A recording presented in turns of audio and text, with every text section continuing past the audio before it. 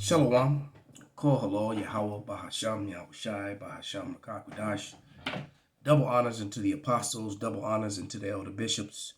Salutations to all my fellow laborers, the 144,000, the scattered elect that are scattered around the four corners of the earth, among the heathen that looks like those heathen, the Israelite foreigners.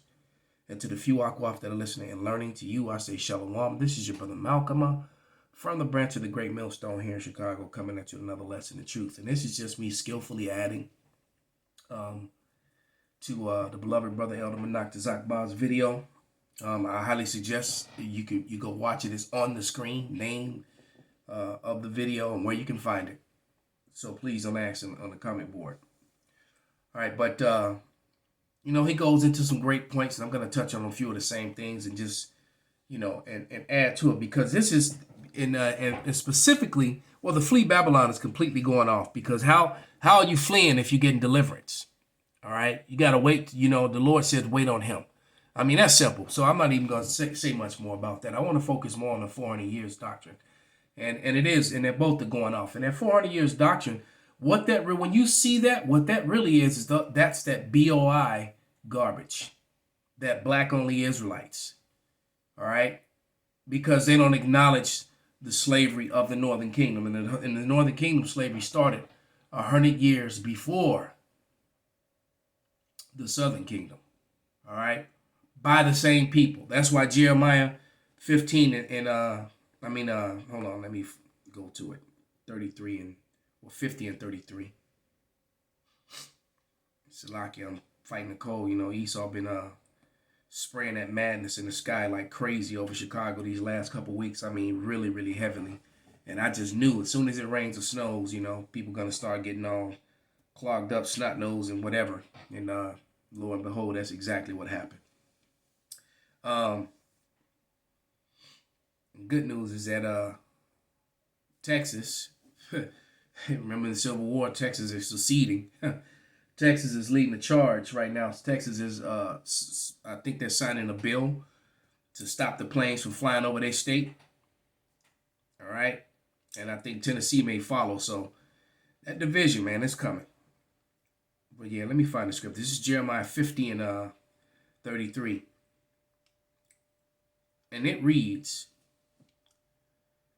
"Thus saith Yahweh of hosts, the children of Israel," all right, "and the children of Judah were oppressed together, and all that took them captives held them fast. They refused to let them go." And the one place where the northern and southern kingdom was held captive together and never let go was here in Babylon, here in America. All right, what I'm holding in my hand is Mayor K. Serling's book. Let's look at Mayor K. Serling. Mayor K. Serling, he was a rabbi and a historian. And in this book over here, to the right, all right, he wrote this book, Christopher Columbus and the Participation of the Jews in the Spanish and Portuguese Discoveries. And then there's more books that he wrote. But that one is very important because it basically gives you the evidence that Christopher Columbus knew that the Israelites were here in America. Christopher Columbus came because on page 94 through 100 is all about the Israelites and Louis de Torres. Louis de Torres is one of the 5 Hebrew interpreters he brought. All right, so that he was looking for a shortcut to India, that is a convenient lie, control narrative that they tried to make up. He came over with 5 Hebrew interpreters. All right. The Israelites were here in America. The oldest form, the Phoenician form of Hebrew, was found here in America, which would have proved their Israelite heritage, and Mayor K. Serling knew that. Hence the reason why in the late 1800s, what's his name? Eliezer ben Yehudi changed the Hebrew. He added all those dots and all those things and was using the Assyrian script. All right. Because if they would have used the Phoenician Hebrew, the ancient Paleo Hebrew, it would have been too obvious as to who these people were here in Americas, and they wouldn't have been able to justify the genocide and the theft of the land claiming to be Christians and Jewish, knowing that these people are the people of the Lord. So instead of admitting that, they hid who they were, and they committed genocide on them, and sold many of them into slavery. Many of them also went into slavery on the same slave ships as the Negroes. There's records of it. All right. And so the transatlantic slave trade did not start in 1619. It started when Cristobal Colon, aka Christopher Columbus, sailed. But let's read page 95. It says, Louis de Torres, the first European who discovered the use of tobacco, was also first person of Jewish stock who settled in Cuba. He won favor of the ruler, Kaki, and received from him presents, not merely land, but also slaves, 5 adults, a child, a king.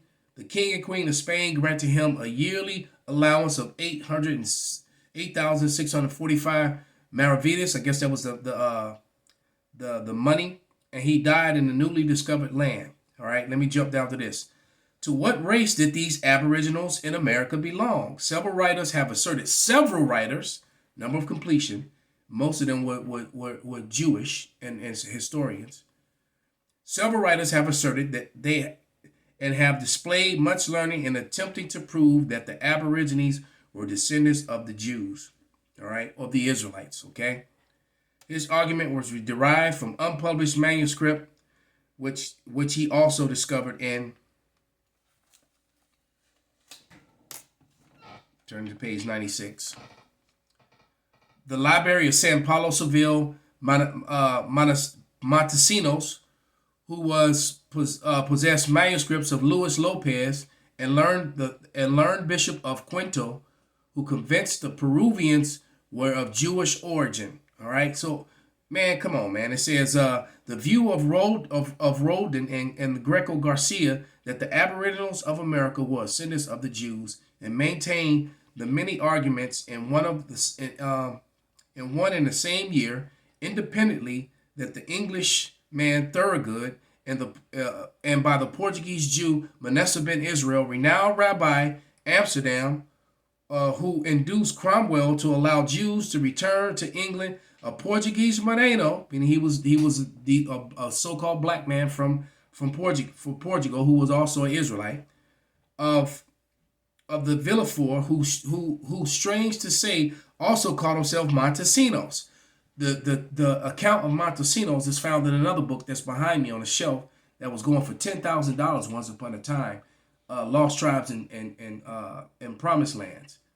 Okay, it says, afterwards assumed the name of Aaron Levi, informed Manasseh that he had mingled in South America with Jews, the 10 tribes.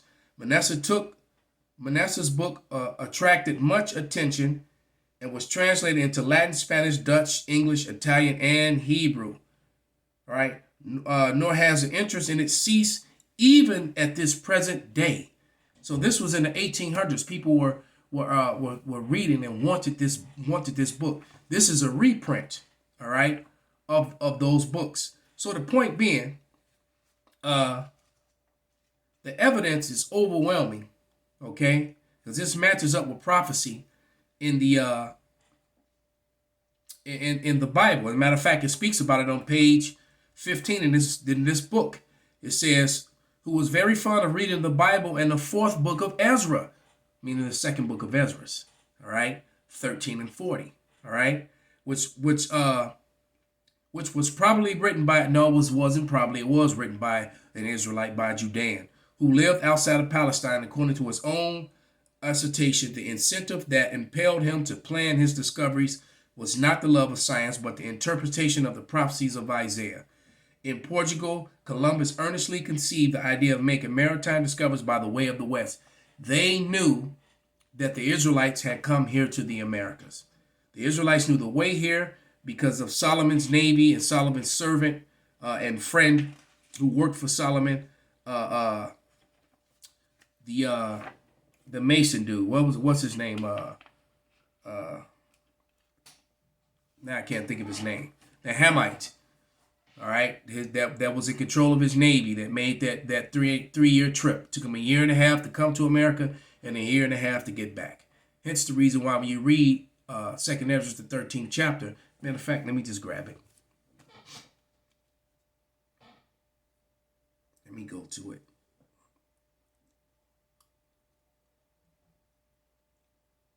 Because that's what that's all about. You know, like I said, that's that BOI, that black only Israelites garbage, trying to match a prophecy that already happened when we left Egypt the first time.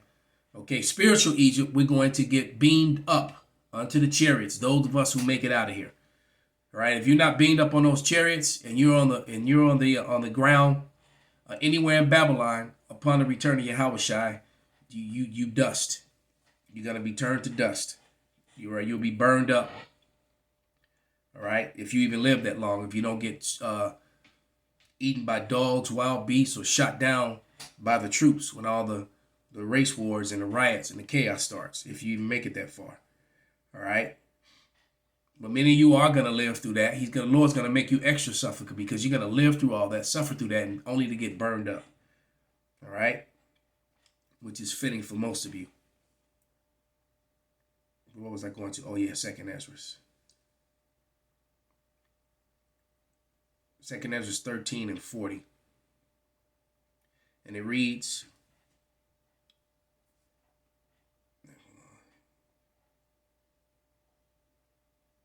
and those are the 10 tribes which were carried away prisoners out of their own land at the time of Hosea the king, whom Salmanasar the king of Assyria led away captive and carried them over the waters, and so came they into another land. And remember, these and they were using the Assyrian script at that time. But as soon as they got here to America, all the writings you found from them were their own script, the ancient Phoenician script. All right, and this was a northern kingdom that was in Assyrian captivity. The Jews never were. So how is it that the Jews today are writing in the Assyrian script when all the evidence shows you that the Jews, the Judeans, the southern kingdom, were still using the Phoenician ancient Hebrew upon the fall of Jerusalem and during the time of the Roman rule over them?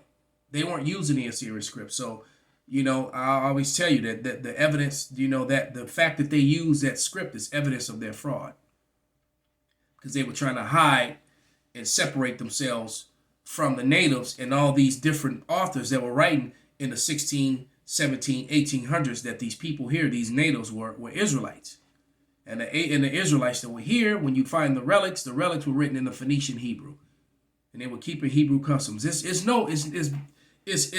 too much evidence to, that is still around. But it says, and he carried them over the waters, and so they came into another land, which was the Americas, and they took counsel among themselves. All right, and it said that they will leave the multitude of the heathen and go into a further country where never mankind had dwelt. And all the rabbis, they referred to America as Asareth, which is that other land. They're saying they might keep their statutes, which they never kept in their own land. And they entered into the Euphrates by the narrow places in the river. For the Most High showed them signs, and they held still the flood till they were passed over. So basically, they came out of from the river. All right, they came down into the basically into the Arabian or Indian Ocean, leaving the Southwest Asia, which they fraudulently call the Middle East. They went down south between Madagascar and Africa, went around the Horn of Africa and over into the Americas. And that's why it took them a year and a half to do it. All right? And the Lord guided them there the whole time. And they entered into the Euphrates by the narrow places in the river. For the Most High showed signs and held still the flood till they were passed over. For through the country there was a great way to go, namely a year and a half. And the same region is called Asareth. And once again, in many Jewish publications, they identify America as Asareth. So they know beyond a shadow of a doubt that the so-called Native Americans were the 10 tribes of Israel, and they came here to the Americas. which voids out this madness of this 400-year, the 400-year false prophecy, because they started trading Judah here in 1619. And so in 2019, that made the 400 years. Well, we haven't been delivered. And you have to add on, it wasn't just about the southern kingdom, it was about the whole of Israel. And the northern kingdom had been in captivity under Esau almost 100 years before the southern kingdom. It's as simple as that. And so these people trying to just come up and do things leaning on their own understanding, and that was going to lead you to death, man. This is Proverbs 14:2. 14:12, and it says, "There is a way that seemeth right unto a man, but the end thereof are the ways of death." So you keep coming up with these crazy doctrines and keep trying to get around the prophecies and get around the scriptures and lean into your own understanding. As a matter of fact, let's go to Ezra on that. Ezra 14:34. And it reads, "Therefore, if so be it, if you will subdue your own understanding and reform your hearts," meaning your minds, "ye shall be kept alive, and after death you shall obtain a mercy." You shall obtain mercy. So lean not into your own understanding, and you'll get mercy, and you'll actually get the understanding if the Lord is dealing with you. You know, they try to fit things together that don't fit together. Right? You know, that whole Genesis 15:3. 15:3. Yeah, and Abram, and it says, what's it, 15:13? Yeah. 15:13. And it reads, "And he said unto Abram, Know of a surety that thy seed shall be a stranger in the land that is not theirs, and they shall serve them, and they shall afflict them 400 years. Right? That happened in Egypt already, and we left Egypt paid. You know, the elder brought that out. That's in Psalms like 137, somewhere around. Let me go to that. 105 and 37. All right, Psalms. Let's go find that real quick. All right, because, you know, like he said in the video, we left Israel with great substance. All right. So let's go here. Yeah, 37. Psalms 105 and 37. "He brought them forth also with silver and gold, and there was not one feeble person among their tribes." All 12 tribes came out of there, and we left out of there with fat pockets.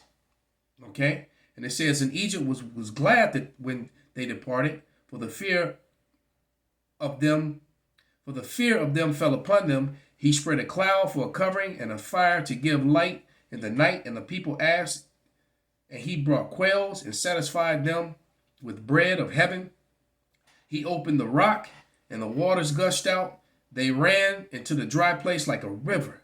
He remembered his holy promise and Abraham his servant. And he brought forth the people with joy, and his chosen with gladness, and gave them the lands of the heathen, and they inherited the labors of the people." All right. "And they observed his statutes and kept his laws, and praise ye Yahweh." All right. Because our people definitely aren't keeping the laws. And we don't have riches and wealth right now collectively.